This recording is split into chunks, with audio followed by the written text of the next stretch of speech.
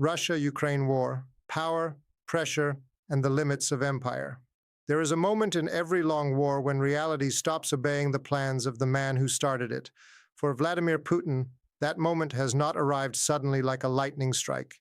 It has crept in, methodically, almost quietly, across battlefields that were supposed to fall in days, but instead hardened into years of resistance.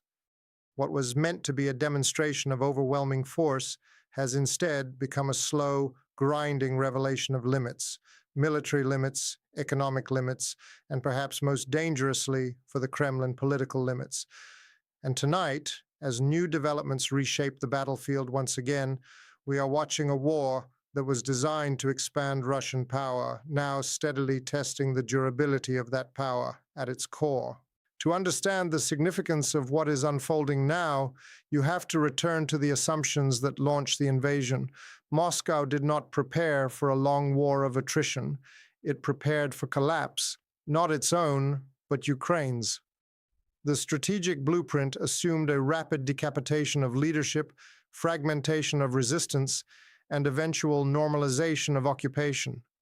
Instead, Ukraine transformed into something few outside observers predicted with such clarity, a modern state under existential threat that mobilized not only its military, but its identity, its civil society, and its international alliances with extraordinary speed.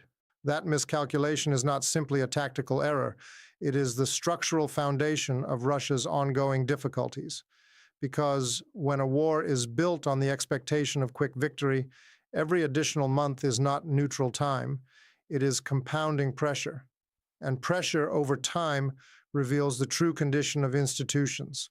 On the battlefield, that pressure has manifested in visible ways: equipment losses, logistical strain, repeated operational resets, and the costly reliance on incremental gains rather than decisive breakthroughs. But pressure is not confined to the front lines. It radiates outward into Russia's economy, its domestic politics, and its global standing. Meanwhile, Ukraine has demonstrated a different kind of endurance, one not based solely on territory, but on adaptability.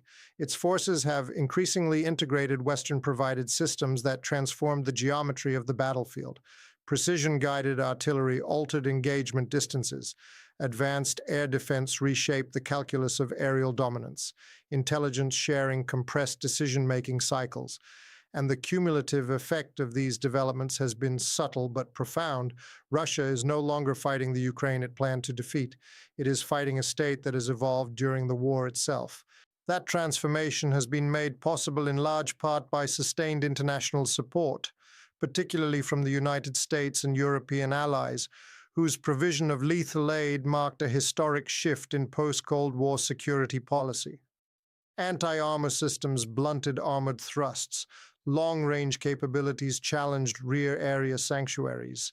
Training programs accelerated force modernization under wartime conditions. And behind the hardware lies something equally consequential: political commitment. Each new assistance package signals not only material support but strategic alignment, a declaration that Ukraine's defense is embedded within a broader contest over international order. This is where the war expands beyond geography, because the Russia-Ukraine conflict is not solely about borders, it is about precedent. If territorial conquest through force is normalized, the implications extend far beyond Eastern Europe. That understanding has shaped the response of NATO members and partners who, while avoiding direct combat involvement, have steadily deepened support in ways that would have been difficult to imagine before the invasion began. The result is a paradox that defines the current stage of the war. Russia is fighting Ukraine on the battlefield, but it is strategically confronting a coalition. And coalition dynamics introduce another dimension of pressure: time. Democratic systems operate on political cycles, public opinion, and economic trade-offs. Yet despite these internal constraints, support for Ukraine has persisted with notable durability. Sanctions have targeted financial networks, technology access, and energy revenues. Markets have reoriented. Supply chains have shifted. None of these measures produce instant outcomes, but collectively they alter the long-term environment in which Russia must operate. Strategic isolation is rarely dramatic, it is cumulative. For Vladimir Putin, this evolving landscape presents a dilemma that becomes more acute with each passing season. Escalation carries risk, militarily, politically, internationally. Stagnation carries its own risk, the perception of weakening momentum. And withdrawal, in the context of the war's original objectives, would represent an outcome fundamentally at odds with the narrative of strength that underpins the Kremlin's authority. This is the strategic tension at the heart of current developments. A leader who cannot easily advance, cannot easily retreat, and cannot easily redefine success. On the battlefield, the human cost continues to define the war's moral center. Cities that once functioned as ordinary hubs of civilian life have endured bombardment, displacement, and loss on a scale that transforms demographics as much as infrastructure. Families separated across borders, children growing up under sirens, entire communities learning to live with uncertainty as a permanent condition. These are not abstractions. They are the lived experience that sustains Ukraine's determination and shapes international perception of the conflict. Resilience in this context is not rhetoric. It is a daily practice. It is the continuation of public services under threat. It is the maintenance of governance during crisis. It is the decision, repeated millions of times, that national survival is not negotiable.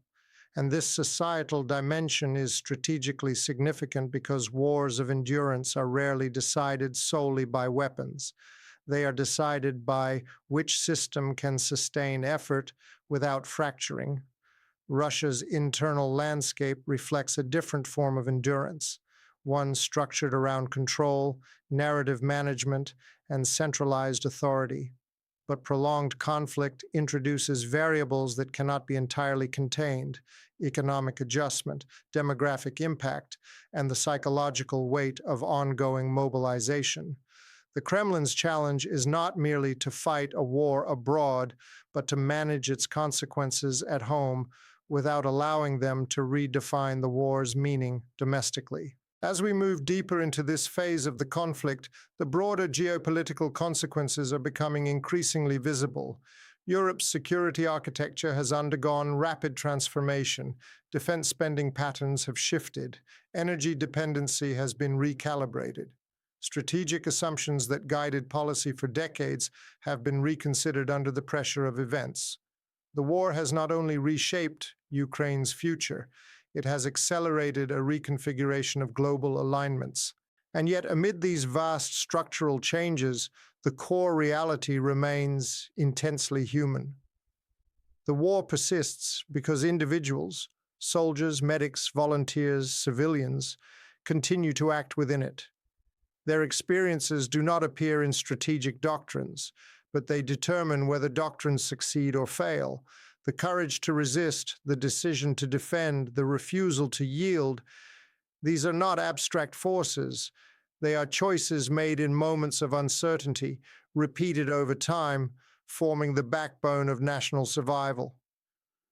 What we are witnessing now is not merely a military contest, but a prolonged test of political will, institutional resilience, and strategic adaptation. Russia's early assumptions have encountered resistance not only from Ukraine's defenses, but from the structural realities of modern warfare and global interdependence. Ukraine, in turn, has endured at a cost that cannot be measured solely in territory or material, but in sacrifice. And so the story continues, not as a sudden turning point, but as an accumulation of pressures, decisions, and consequences that are reshaping the trajectory of the war and the international system around it. In the next chapter of this unfolding narrative, we will examine the battlefield developments that are redefining operational momentum, the shifting balance of initiative, the strain on Russian capabilities, and the strategic implications of a war that has become far longer and far more consequential than its architect intended, because history rarely announces its decisive moments in advance. More often, it reveals them slowly, through persistence, through resilience, and through the quiet refusal of a nation to disappear. And tonight, that refusal remains the most powerful force in this war.